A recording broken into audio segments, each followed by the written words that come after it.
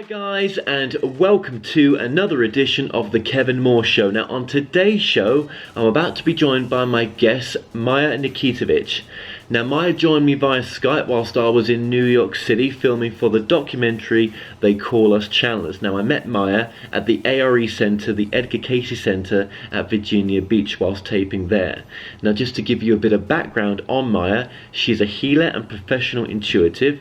She's also a QHHT practitioner offering Dolores Cannon's miraculous past life regression technique. Now she also offers readings, both tarot and energy healings by request. So enjoy my interview with Maia. Maia Nikitovich, welcome to the show. Hi Kevin, thank you. It's great to have you on, and I met you at the ARE down in Virginia Beach when I was visiting down there, filming for the documentary I'm working on. And it was cool to bump into you, it really was. Now, you do past life regression. Yes. And that's kind of a big favorite of mine right now because that's something I've been experimenting with as well. And it's absolutely fascinating. I really want to ask you, how did you get started in this? I kind of know the answer, but just for the audience, how did this start for you? It's kind of a funny story. I had been involved with the Edgar Cayce ARE since I was a young girl because my grandmother was involved. So I went to the summer camps, and when you do anything with the ARE, there's usually one person who will take you into a guided meditation. And do something like a past life regression, but I never had any interesting experiences. I never felt like I could see anything or I was ever relaxed enough. I was young.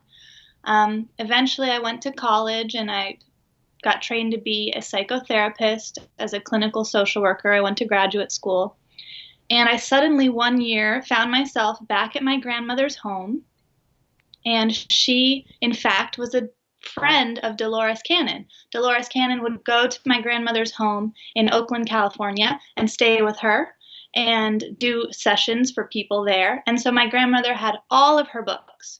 And so in 2014, I was living in Oakland with my grandma, and I just started reading Dolores's books. I was still in graduate school. I was acting as a social worker, and I suddenly realized that what Dolores Cannon was doing, the quantum healing hypnosis technique she was doing with people, it was changing people's lives in a much deeper and faster way than what I was doing as a therapist. And so I realized there was something really profound there, and it had been in my mind ever since to study it.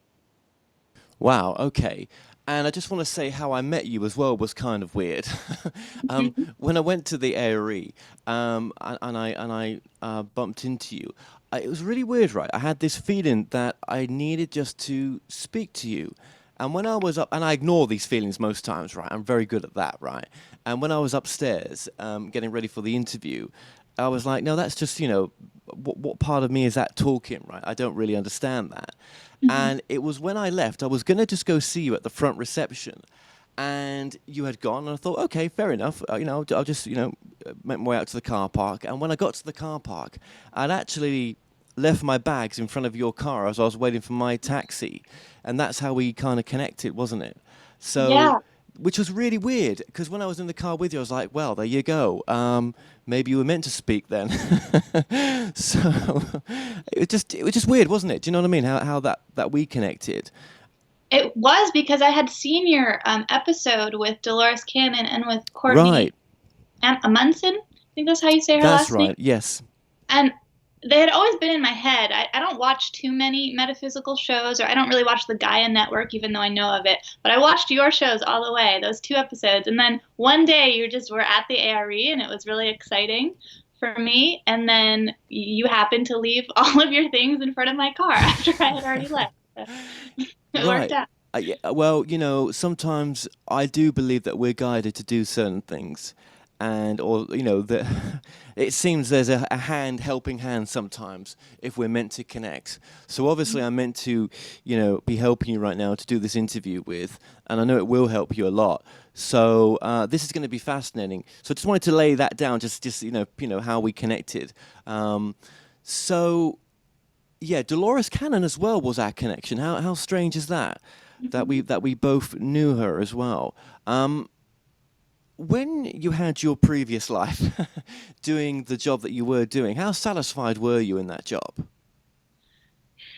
I knew that it was part of who I was, which was to sit with people in their suffering or in their joy and listen to them. And for whatever reason, I knew I had an energy that it brought people into a more self-aware state. They often would tell me their childhood stories or their deepest feelings wherever I was, whether I was working or not. But being actually satisfied in what I was doing, I was not fully satisfied, because there is not a lot of room for spiritual work or conversation in the kind of clinical mental health field that I was in at the time. And that's actually something I think would really benefit from growing and changing. And that's what I wrote my master's thesis on, about how to integrate spiritual care to all of our clients, because almost everyone will have some kind of a relationship to spirituality, whether they're religious or whether they're anti-religious or spiritual. So I knew that I had to go into a different direction when I realized that was missing, and that was such an important part of who I was. Wow, that's pretty deep, and that's so true as well. That aspect is missing. How did your lecturers take that dissertation? I was actually the person who was listening to me and moderating my dissertation was a professor who was a pastoral counselor as well. So he had studied and gotten a degree in religion, and he was doing clinical therapy. And so he was working with people, I think, within the Christian faith. So they were just really supportive. And a lot of people found it very interesting who had never really thought about that.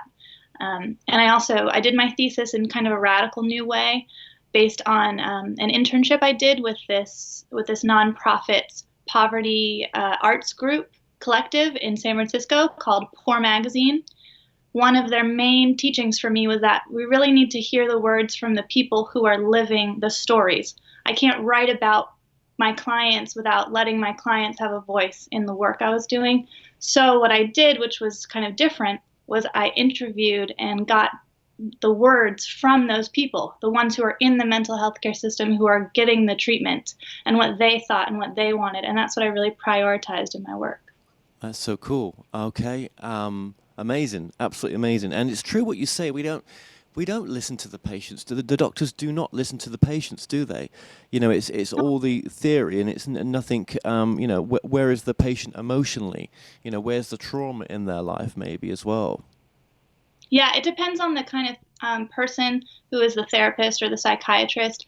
But in general, there's so much theory and so much prescription, evidence-based work that a lot of people think, yes, this is the right way to treat this situation. But of course, everyone is different. And on the field of spirituality, it was lacking in the mental health care system. And so I just wanted to add more of that, because I don't think that's something people think about as much as they should. No, and what was your sort of, you know, awakening experience? Was there anything? I mean, what's got you into knowing that you're potentially more than your body? It's a really good question. It happened. Well, first I was around someone who would bring me to the Edgar Casey ARE. So it was always being talked about, but I was always sort of ignoring it. You know, I was a child. I didn't care about all that stuff. It was just going on around me every once in a while. But I never went to church or anything like that. I grew up very secular, in fact, because I only saw my grandmother once or twice a year. So what drove me into knowing about these things was I knew that Christianity was a part of our American culture. And actually, when I was a teenager, it made me very angry, because I felt like the world was so messy and ugly, and that religion wasn't helping. Of course, I didn't study it that much. I didn't know. I just got kind of mad that people were saying, well, this is right, this is wrong. There are sinners and there's evil, and you can't be one of those. And I thought it wasn't true. It wasn't complicated enough. I knew there was more going on. So I was kind of anti-church. But what brought me into an awakening experience of something beyond the body was reading the Edgar Casey readings. Especially when I was very unhappy. When you really don't believe in anything, you're not a very happy person. If everything's out to get you and you're fighting against something all the time, you're not a happy person. So I wasn't when I was a teenager. And I would read these Edgar Cayce readings because my grandmother would send me these books. And if something finally just clicked, I said, I was so happy at the summer camp. That is a place where everyone is following these beautiful spiritual teachings. There has to be something there, and I want to be happy, and I want to feel as great as I felt then. So I would read these books, and it just sparked something in me. And one day I said, okay, if there is a God, then help me. I will believe in you. That's what I choose to do today. If Jesus, you're real, then I choose to believe in you. And then I felt this overwhelming love, and it's been going ever since then. And I've really used Edgar Cayce as sort of my compass for truth. Isn't that incredible? Right. Okay. And you mentioned Courtney earlier on, the channeler that I've interviewed for a number of different things for the documentary and for this show as well. And something struck me when you were talking, actually, from what she told me, was what was it like then when you were a bit younger? Was it difficult having that truth compared to everyone else's truth around you at that time? Yeah, I was about 16, 17 when I was at my lowest and then had my awakening to believe in a higher power. Before that, I was studying Buddhism, and I actually was kind of different from everyone else. There's a little interview I had with some quantum healing practitioners actually that talks about this, but I would always read Buddhist books. I would always kind of meditate. I would try to get my friends to meditate when they were 12. I had a palm reading stand when I was 13 on the streets of New York. So it was always actually very interesting to me. I just wasn't sure what I believed in, but I was fascinated with ancient Egypt. So I was always doing these things, and I don't know anyone else who was doing them with me. So I was convincing them to do it. And you're still doing it now, which is the great thing as well. Yeah. But you're in a much gosh, you must be in a very different space now. I am just so much more myself. I've really embraced it. That was always something private I would study, and I still spend my free time reading these books and thinking about things. But now, because I've embraced it, I say that's who I am, and people come to me and they want to talk to me about it. And I just love that. Yeah, and yeah, that's incredible. Okay, and it's incredible as well about the Edgar Cayce connection. There's obviously a deep connection there because it's in the family as well. Mm-hmm. Yeah, I personally think I had many past lives with him. So it's the only way I can explain why I'd be so drawn to his work and his life. And do others say that at the area? Has anyone else you've met sort of said the same thing that's working there? No one has said that to me specifically. Actually, the CEO, Kevin Tedeschi, had an experience where one of his past lives was as the dream interpreter, I think, for a pharaoh. So he's the closest one I can think of. No one has admitted they think they have a past life with Edgar Cayce, but probably we all have. Is oftentimes when you're very passionate about something, it is related to a past life. Yeah, I was saying to Kevin, and how much he felt this was true or not, I don't know, and I don't, that's not for me to worry about. But I mean, I just told him truthfully, that when I had my dark night of the soul, that just when I started to channel, it was an aspect of Cayce that was coming through, and it called itself an aspect. It never said it was the full Cayce; it was an aspect, and I never really understood that until I took this journey on making the channeling documentary. And it seems that we work with teams. And there could be an aspect of him working with this team. So when you say you had a past life connection with him, I don't doubt it one bit. I don't know if there's anyone walking this earth right now that is the full reincarnation of Cayce, right? But I definitely think there's aspects of people that we walk with. I think Dolores Cannon once said or termed the idea of, oh Jesus, I can't remember the name now, but it was almost like we take downloads of people before we come here sometimes. So if we wanted to know what it's like to be a leader, we don't have to relearn it all again. We can have a download of a leader before we come here. And so I love her Convoluted Universe series because it really just blows your mind, because there's a whole scene too where she had a person who went into a past life, and it's this whole past life, and yet when she went beyond the past life into the deeper states in the spiritual realms, in those dimensions, where you know even more. They said he never really had that past life. It was actually a hologram movie that they had downloaded into him to make it seem like he had that past life. There was some funny reason too. It was like, we really can't waste time doing a whole nother lifetime. We just have to get this stuff into him for him to have this other real lifetime. So I have read what you're talking about. It's pretty interesting. Well, wasn't it groundbreaking what Dolores did as well? Um, Mm. it was groundbreaking what Casey did because the structure's still there. People are still putting their time into this work, and that all those great readings on all the medical readings are available online and at the institute, and it's still helping people in so many ways.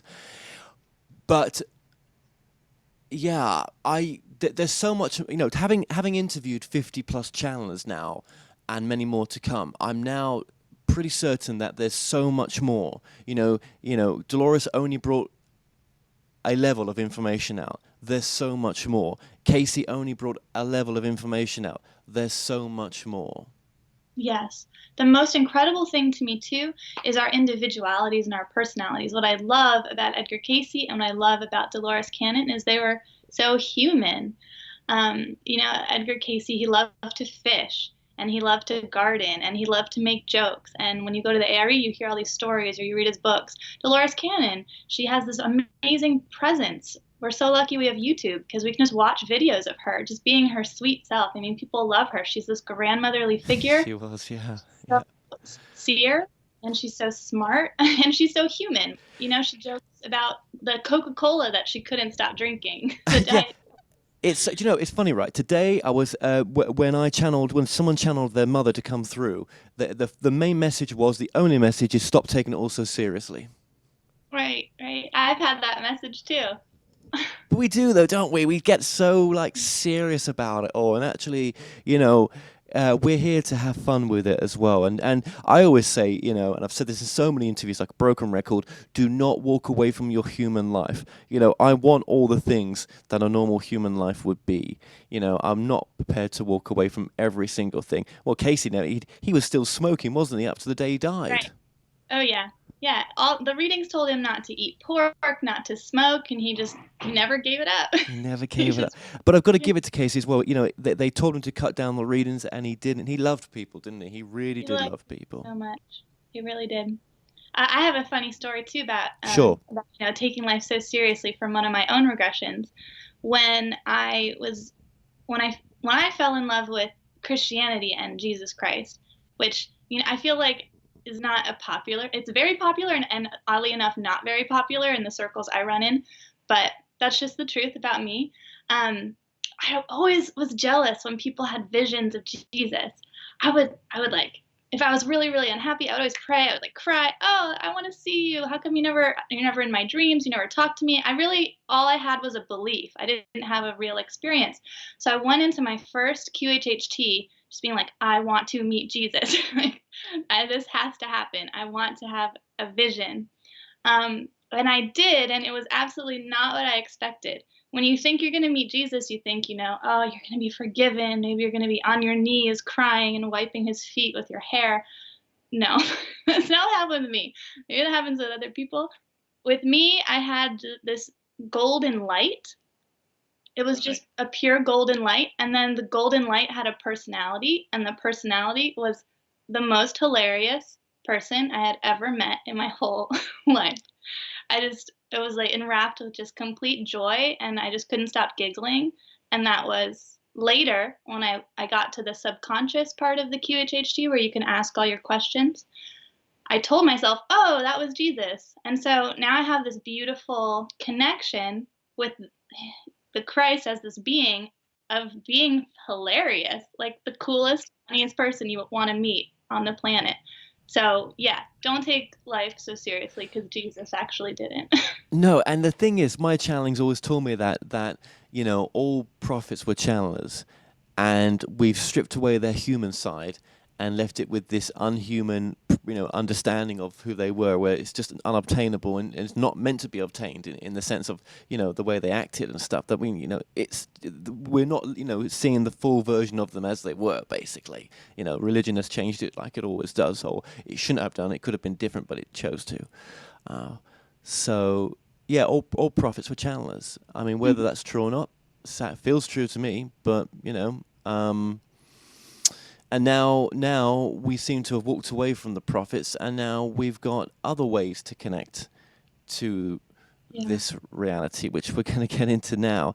And so you've been taught by a number of methods, though, haven't you? So you've got QHHT with Dolores Cannon, and then you've got other modalities that you offer as well for regression. Yeah, so since I started off with the foundation of Edgar Cayce, that gives me, and I've had so many personal experiences where I know so much of what he says is true, that it's a great, like I said, compass for me. And so I have lots of opportunities to explore different ways of psychic work. Past life regression is one of them. That is how Edgar Cayce got into his work. He went into this trance state where your conscious mind and your subconscious mind, they switch places. And that's why we have the Cayce readings. And so I have that because I believe in that. Then Edgar Cayce was a psychic. He tapped into what he called the Akashic records. So naturally, I also believe that that's possible.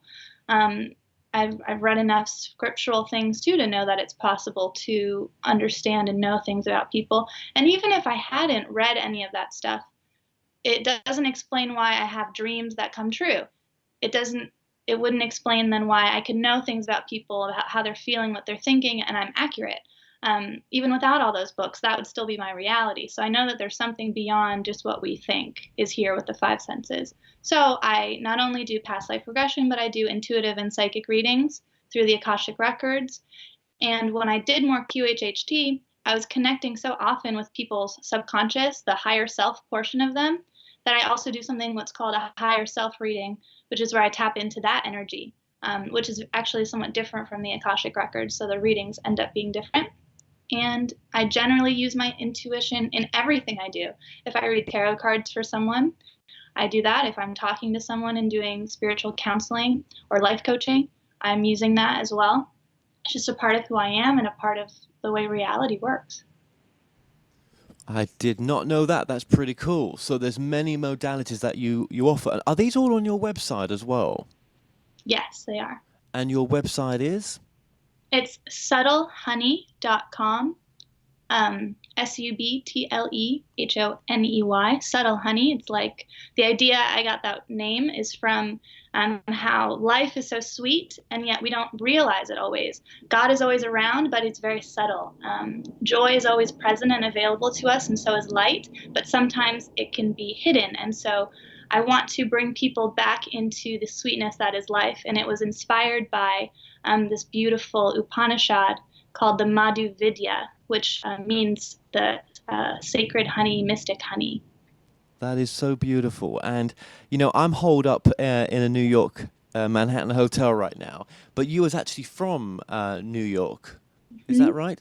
Yes, I was born and raised in New York City. Born and raised in... And now, what made you go to the ARE?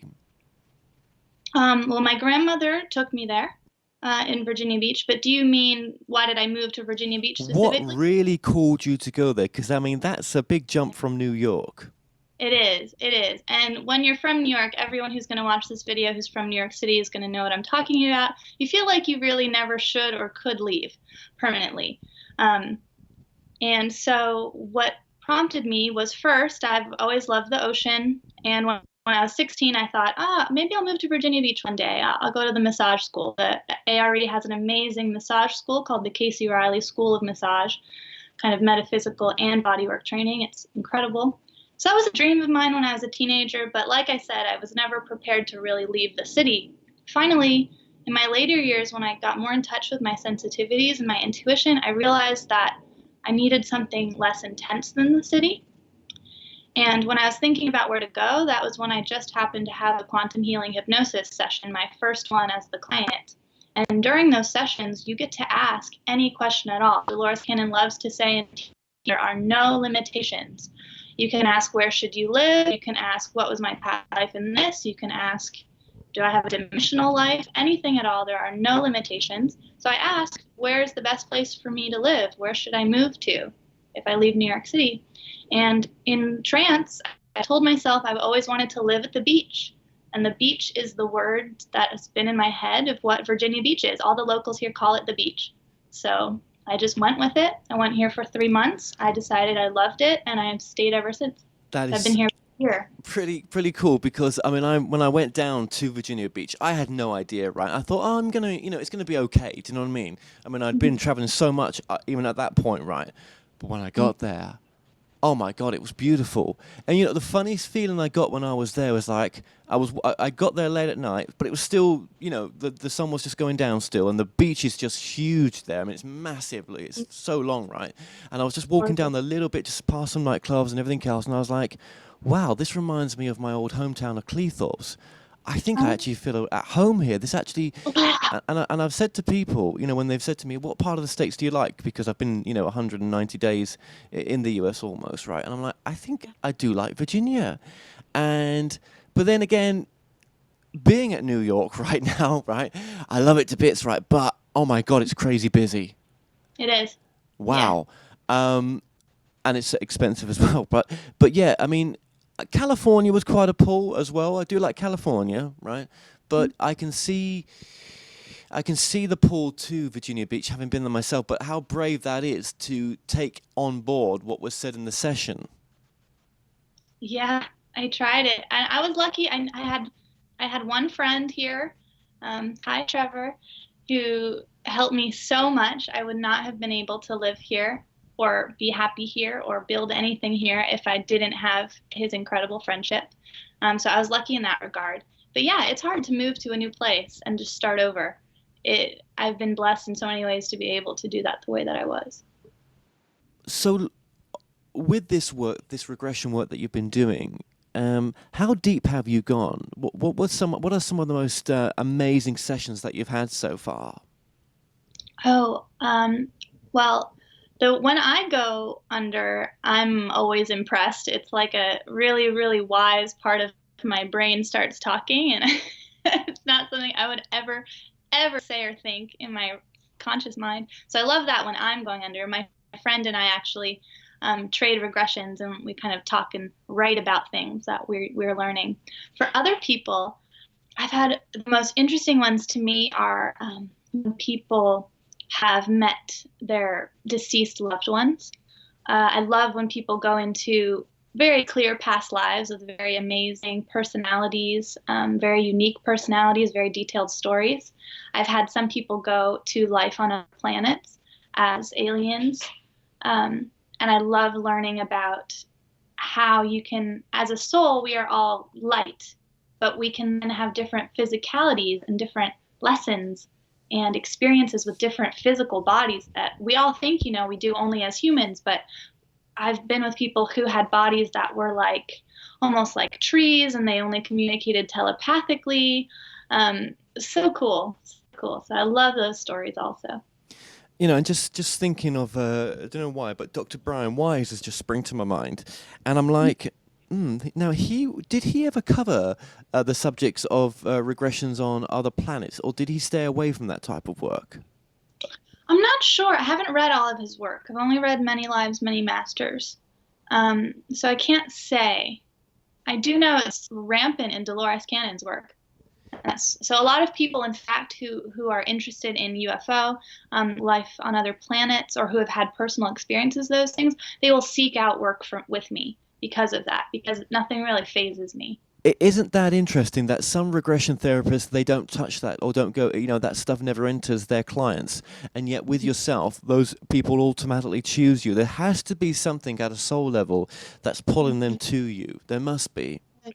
I mean, there's always, I think that I have a certain kind of energy. Every healer has a certain kind of energy. Dolores Cannon attracted clients who went really, really deep, gave her really detailed information because she was so curious. She had that past life as the person in the that old library, right? The one that was destroyed. So that was her passion, was studying, learning, creating this information for other people to share. For me, I get a lot of people who are looking for deep healing and deep connection to their inner selves. And so I've worked with people who, artists and creative people who want to expand their creativity. That's something that has come to me a lot. People who have just not been their true selves, have not loved themselves, and have relationship traumas or any kinds of pain there. They want to let go of old feelings and come out of it. And so that's some of the work that comes to me. And then, of course, there are those people who just want to feel like they're not weird.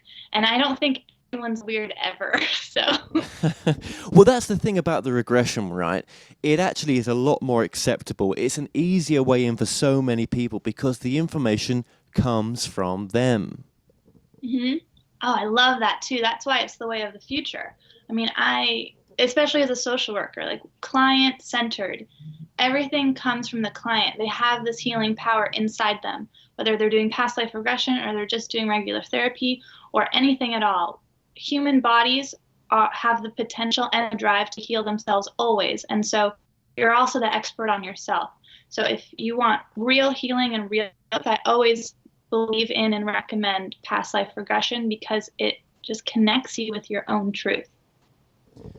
And you can ask anything. That's right, isn't it? There's no limit. Mm-mm. Sometimes the answers might not come.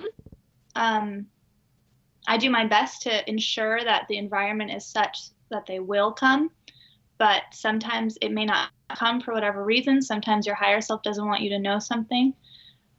Sometimes you just have to keep practicing doing hypnosis and regression for your right brain to take over.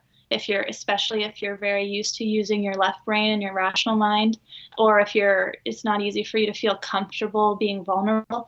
But it's really just a muscle that you flex. So the more you do it, the deeper you go.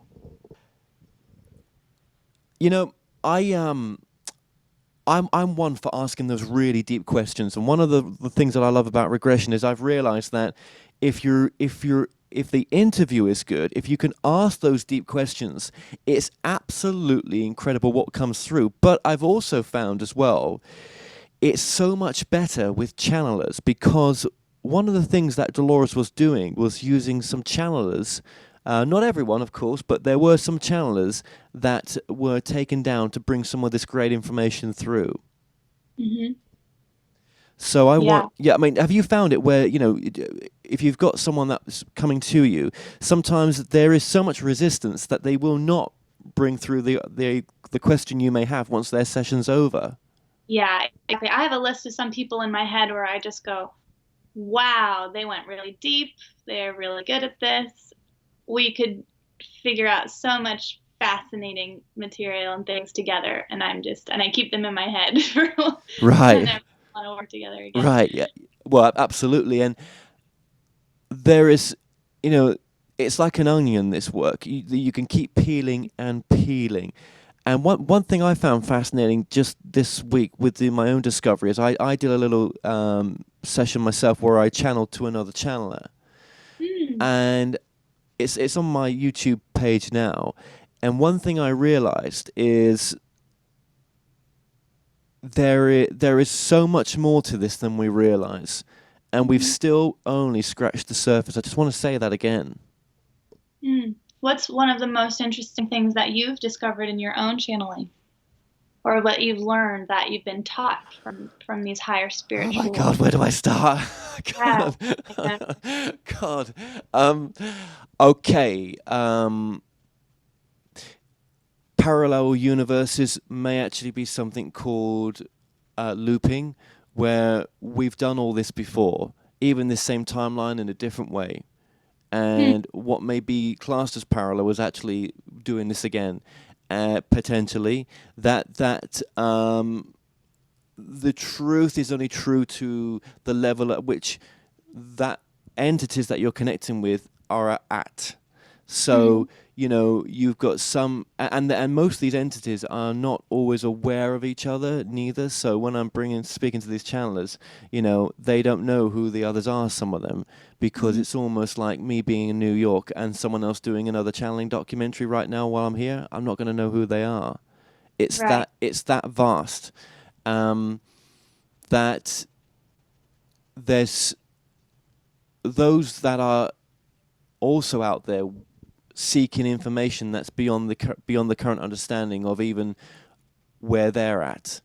That the evolution of the beings that are we're bringing through, or the evolution of that which you're connecting to under regression, is trying to know itself even further. I'm not this, my brain's gone blank when you ask me that, because there's just been so many amazing moments, and I look back on this interview and I think, oh my God, why don't you just? There was so much more you could have said there, but their evolution is our evolution. We are more important to them. Well, we're just as important to them as they are to us. We look upon them as being so important, but they see us as more important.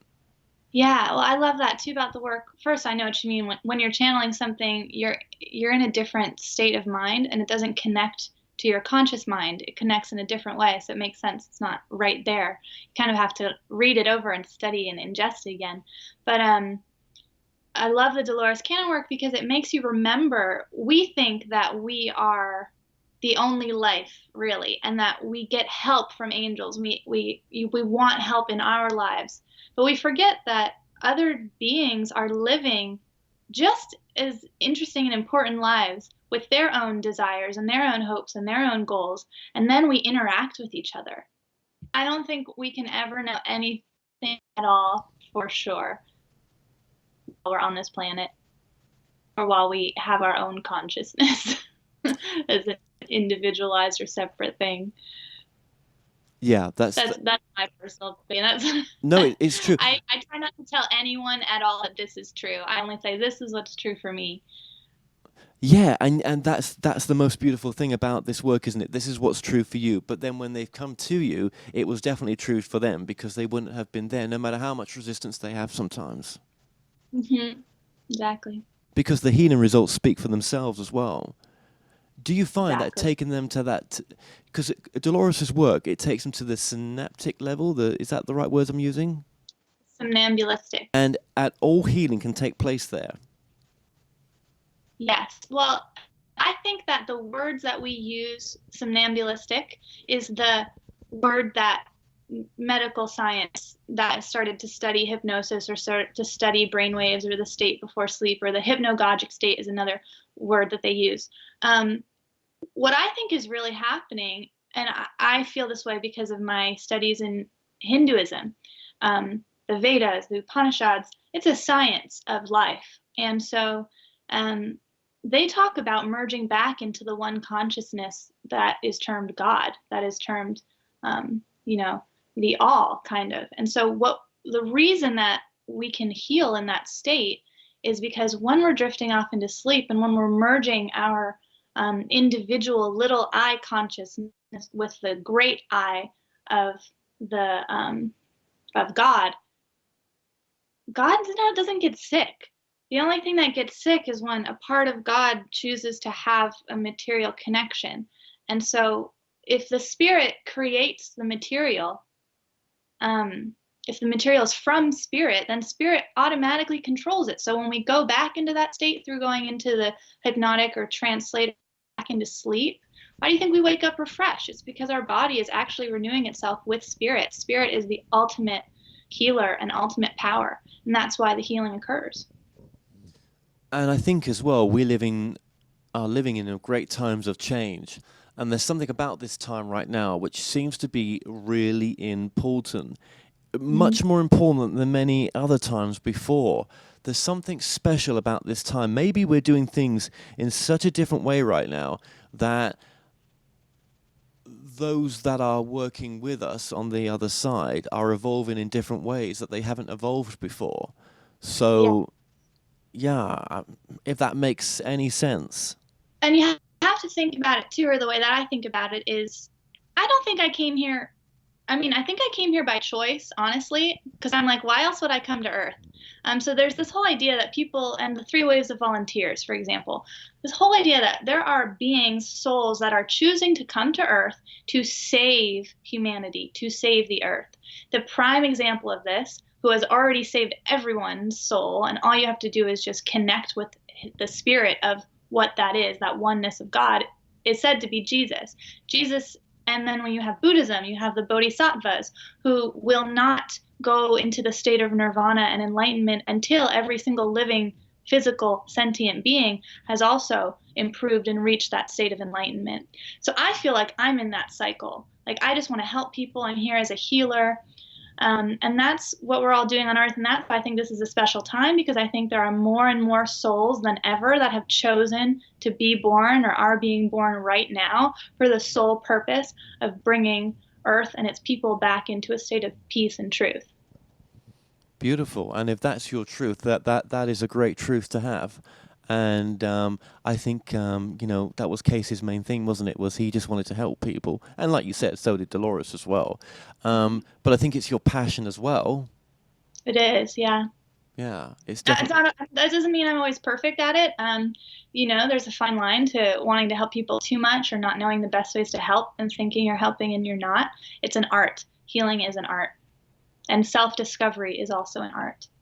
So when you're taking someone, I was going to say down there, but you're not really taking them down, are you, as such? It's not down, it's kind of like through, above, or beyond, right? We use the word down, deeper. They're allowing themselves to go into this state too. Can everybody be taken down? Or have you found resistance from some people that they can't be? My mentor, Peter Woodbury, doesn't like the word resistance. Even though when you're with someone, it can feel that way.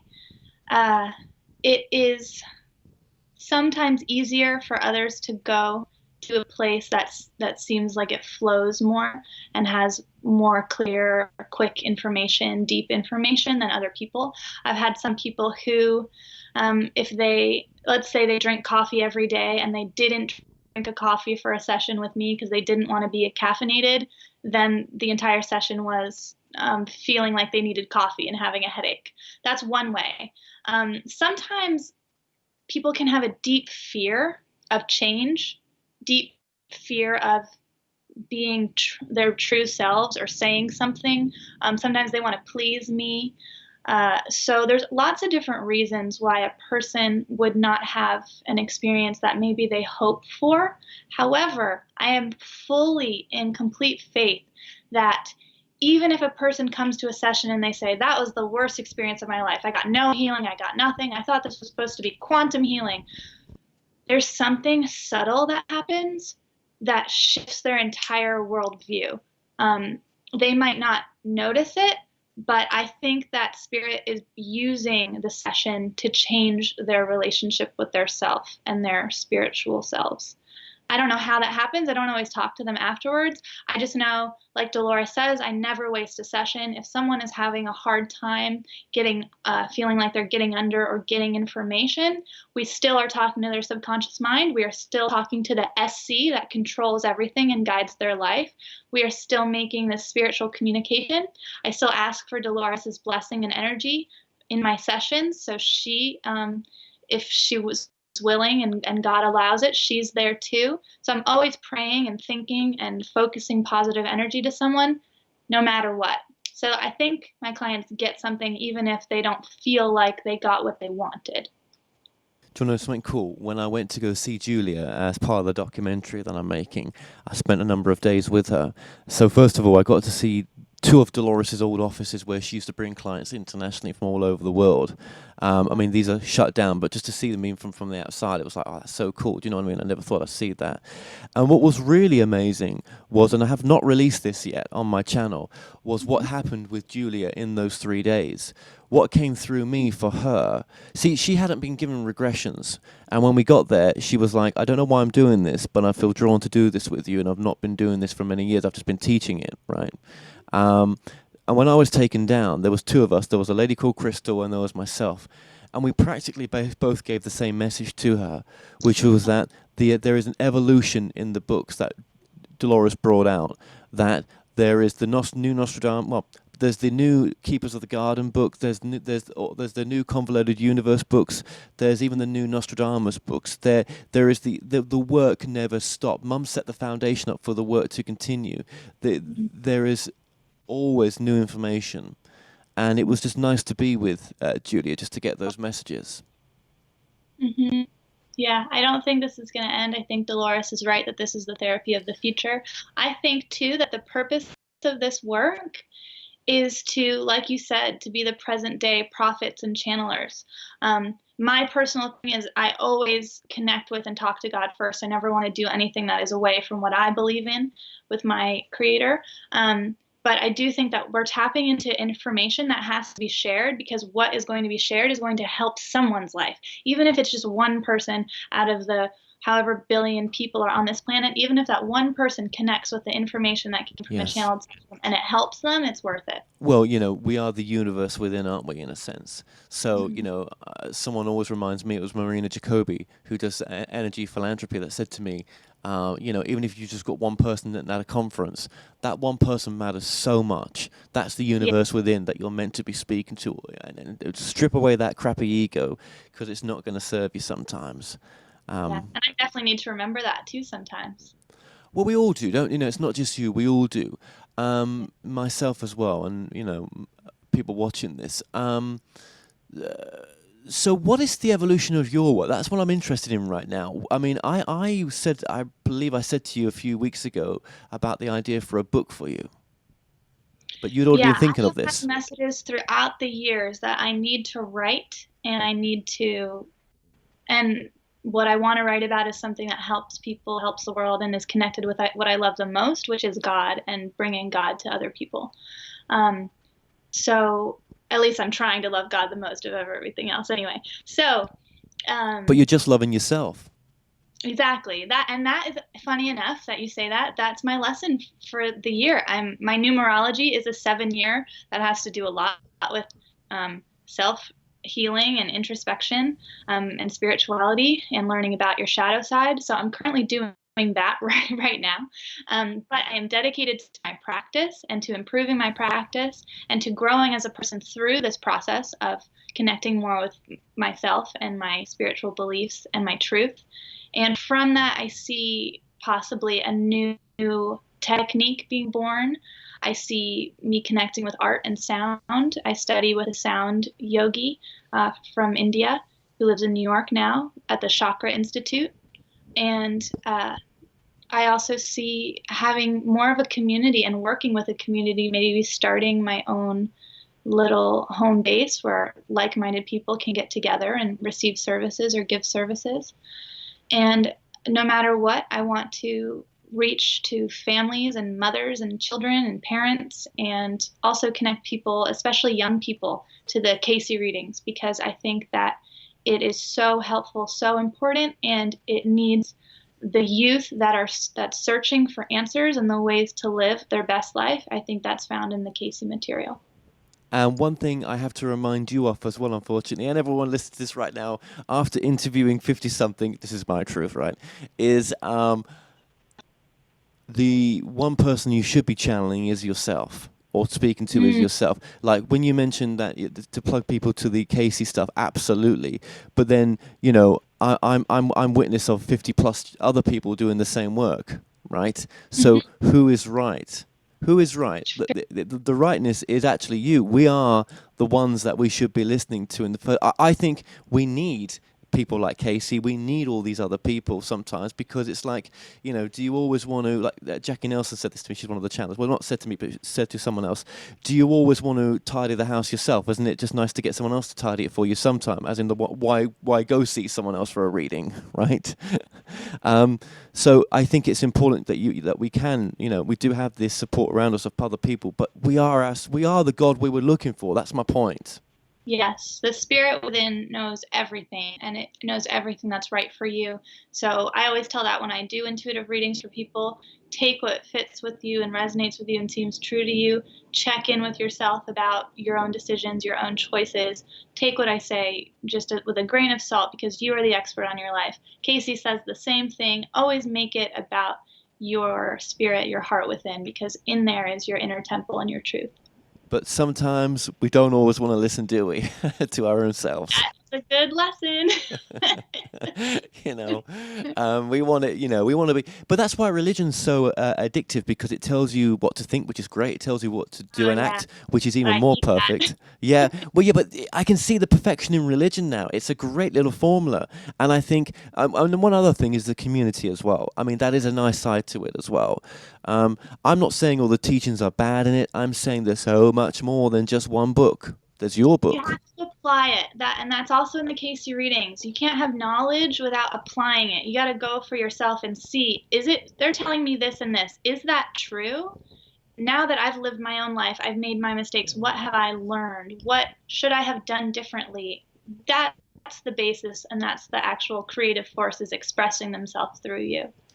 Well, I want to, in a year's time, see that you've are overbooked for readings and stuff like that, because I think you more than deserve it, and I think there probably what awaits you. You're probably not even aware of right now, but it's going to be pretty good, pretty cool.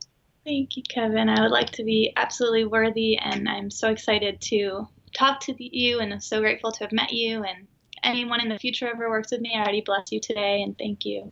So just remind us one more time, how can people get in contact with yourself? They can reach me on my website, www.subtlehoney.com, SUBTLEHONEY. You can also find me on Facebook, Subtle Honey, and Instagram, Subtle Honey. Excellent. Okay, well, we're going to link all those in the description for this video as well. And I would just like to say, well, Maia, it's been an absolute pleasure. Just thank you so much for joining us today. Thank you, Kevin. You're doing such great work.